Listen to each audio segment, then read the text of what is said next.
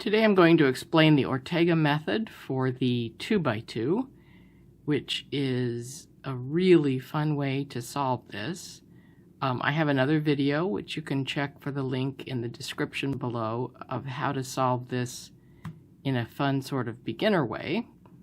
But also, if you know the 3x3, you can just solve it in the same way with reduction, and that's how I've always done it up to this point, using the same moves that you would on a 3x3, except you don't have edges, so certain things can just be skipped. So we'll randomly scramble this 2x2, and the goal is to find something that will work well for the bottom layer. So let's just pick something that has a couple of colors together. Doesn't matter if the edges are lined up correctly or not. So we could use red. Might be a good candidate because there's a red in the top layer. Could use green. That also might work well because there's green in the top layer. So let's choose green as our bottom one. So we'll have these two are already there. We don't need to worry about these being aligned yet. Our goal now is to get these other two green stickers facing down over here. There are lots of ways to do it, and it's intuitive. There are no set algorithms. But what I would do for this is I would move this one down with an R2. It's on the bottom now, and then we know how to insert a simple corner piece that's facing like that. We want to put it over the corner that it belongs in. This is from the 3x3, and do our simple insert moves.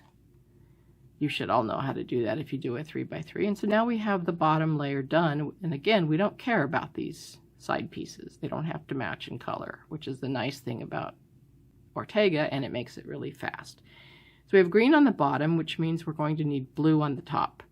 So what we need to do now is look for a pattern we recognize from the 3x3, and we recognize this as a soon. We have one blue sticker facing up. We orient it in this corner with this blue facing us, and we know if we do our soon moves, it will make the whole top be blue. And our soon moves are right U, R prime U, right U2, R prime. So we now have blue on the top, we have green on the bottom. And of course you won't always have to do a soon, there will be other moves, but I'll try to cover a few of those. So now the fun part about Ortega is to look and see what we have and what we want to do, keeping the top and the bottom oriented that way, so don't turn your cube like that. Look for a horizontal bar of the same color. So here's an orange one. We don't have one here, that's not horizontal. We don't have one here, and we don't have one here. So this is case number one, where you only have one horizontal bar. What you want to do is orient it so it's facing you like this, and it's at the top. So if you happen to find it, if the cube were like this, you don't want to have it down here, and you don't want to rotate this face. You want to rotate the whole cube so that it's facing you at the top. And then the one algorithm you have to learn for the one bar situation is simply this.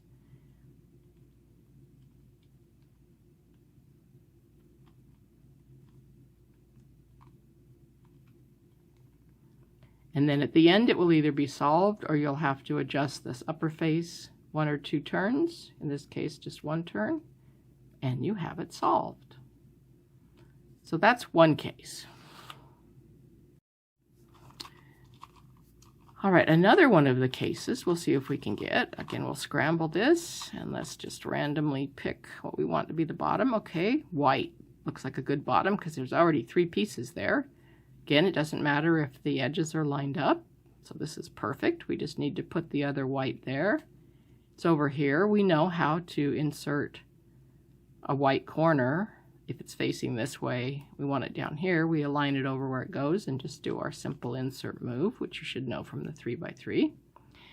And now we've got white on the bottom, which means we need yellow on the top. We've already got two of them. That's nice. In this case, it's called headlights on a 3x3 because these are facing here. So you could do the headlight move, but it's a little bit more complicated and you don't have to worry about edges like you do on a 3x3. So there's a better one for the 2x2 in this case. And what that happens to be, it's not really part of Ortega, but it's just a nice way to learn how to do this to get all of the yellows on top. Is have it oriented this way, so you've got the two that are on top here and the two headlights over here, and then you do an F and a sexy, RU, R prime, U prime, and then an F prime. And it's that simple, so it's F sexy, F prime. So now we have olive white on the bottom, olive yellow on the top. Even though these don't match, that's fine. And what we want to do is look for, again, keeping top and bottom like they are, don't turn your cube like that. We want to look for horizontal bars. Okay, we don't have any there, we don't have any there. We have two there, and this is perfect for the next case. So we have two horizontal bars here. So what we want to do is have them facing us both like this. And we could have, let's assume we found it like this, where we had the top and bottom solved as far as colors matching, but we had one horizontal bar here and one horizontal bar here. We just need to rotate the top so that we have both horizontal bars facing us.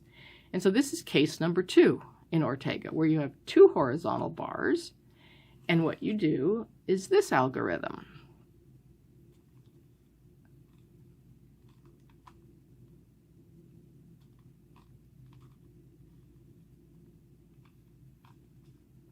And at the end, you'll either have it solved or you'll have just the top to rotate 1 or 2 turns, in this case 2 turns, and it's solved.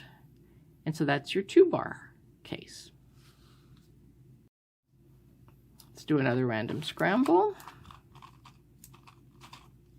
Just pick a color, so blue might work, orange might work, white might work. Green might work. There's a lot from which to choose here. Let's just do blue, because we've got the other blue on top, which is nice. So we'll choose blue as our bottom. Again, these don't matter, that they don't match. We will see these two, which is nice. Just rotate like that and flip down. And we now have our blue solved. Now we have to do the opposite on the top, so we know green is on the top. We don't have any on the top, so we look at the pattern and see if we recognize one from the 3x3.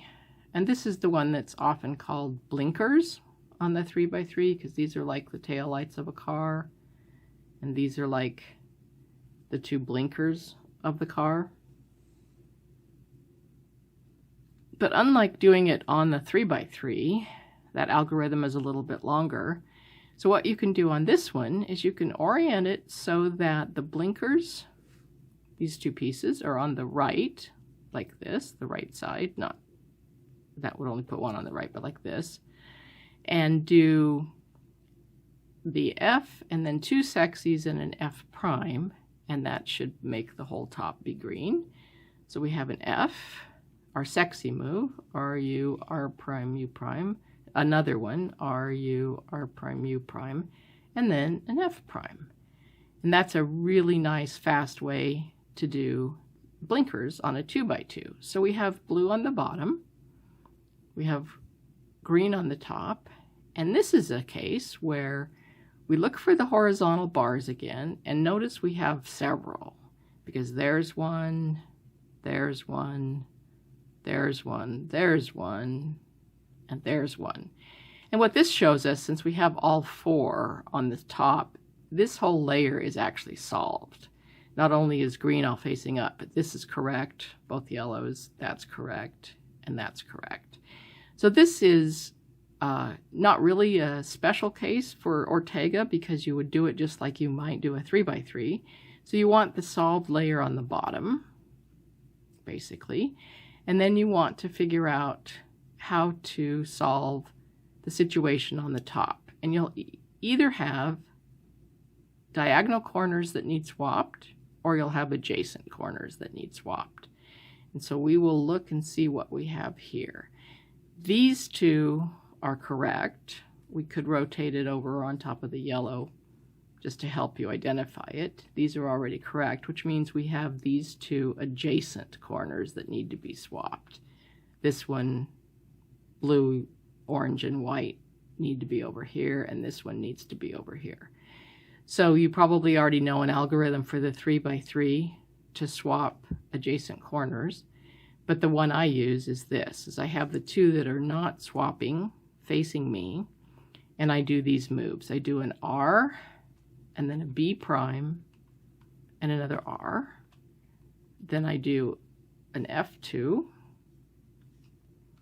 I do an R prime, I do a B, I do an R, and then I do an F prime, an F2 and an R2. And that has solved all of these corners, and all we need to do now is rotate the face, rotate the upper slice one, and we have it solved. So that's that special case. So here's the third case in Ortega that you'll find, and I don't find it very often, so I've sort of preset it up. But basically, we've chosen orange as the bottom. We've solved it, except that these don't match, which again is fine. We've made the opposite, which is red, on the top. So that's fine like that. It doesn't matter how this is oriented. We see that we don't have any horizontal bars on any side. So it doesn't matter how it's oriented to do this, although you'll gain a clue from it in a moment if I show you something. So the way it is right now, none of these colors match, right? None of these colors match. You could rotate just the top slice so that you have opposites showing. So white and yellow here, blues and greens here. The solving with the algorithm is exactly the same. The only difference is to know what will happen at the end as far as how many times you will have to or not rotate the upper slice. But a quick inspection will show you how to do that anyway, so it really kind of doesn't matter. So I'll start with it. Let's assume it was like that, where nothing matches over here. It doesn't matter. Again, we have no horizontal bars, so this is the third case in Ortega. And this algorithm is really simple too. It's just R2, B2, R2. And the way I do it is R2, B2, R2. And so that has basically solved it, except for the upper layer needing a rotation. And so there you have that. So I'll show you again, I'll undo that. R2, B2, R2. If we had it like this, where we have opposites on any one side, even though we still don't have horizontal bars, watch what happens when I do those moves. R2, B2, R2. It's already solved. We don't even have to rotate the top. So I'll do that again, R2, B2, R2. If we have it like this, where you have all four different colors on each side, like we did before, you already know that you're going to have to, at the end, rotate the upper slice.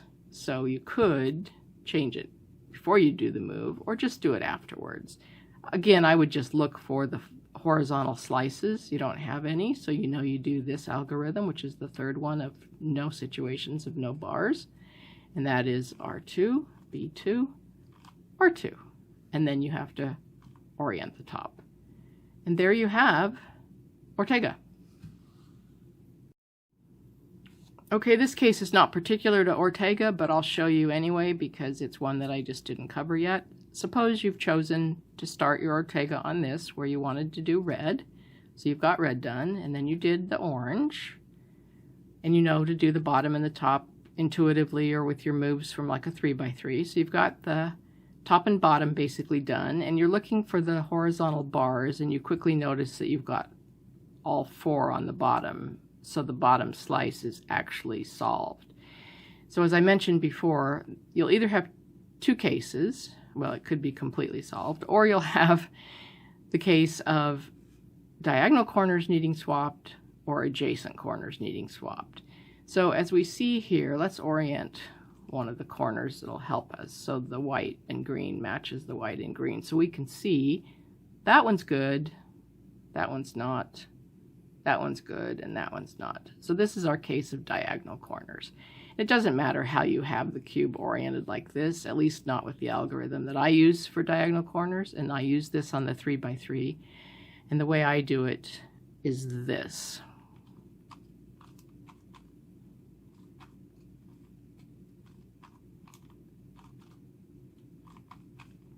You might have, and so then at the end, just rotate the upper slice and it's solved. You might have a better algorithm than that for doing diagonal corners, but however you want to do it, that's basically the case that you need to understand.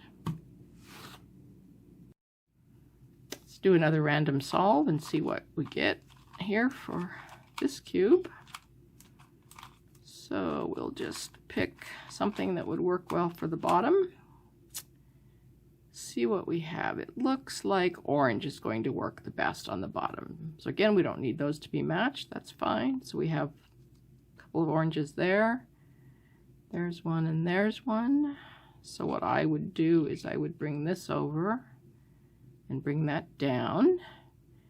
And then we know how to solve this orange. We put it over the slot where it goes, which I really wouldn't have needed to do because I'm going to move it out of the way, but we know how to insert that from a 3x3 with our simple insert. So we just insert the corner, and now we have all orange on the bottom. What we need on the top then is the opposite, or all red. So we have this situation. So this is what we call the chameleon, where you have part of its body up here, the two red, and then these are its eyes. There and there.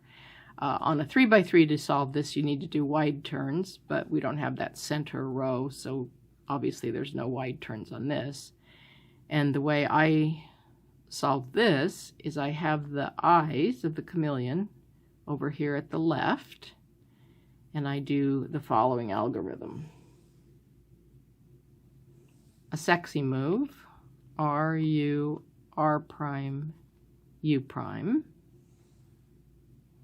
And then R prime, F, R, F prime. And so that has fixed the top as red and the bottom is orange. So again, what we do is we look for a horizontal bar. There's one. There's one. Those are not horizontal, so we orient these together, and this is the same case we did before where we have two of them. And our algorithm for two of them is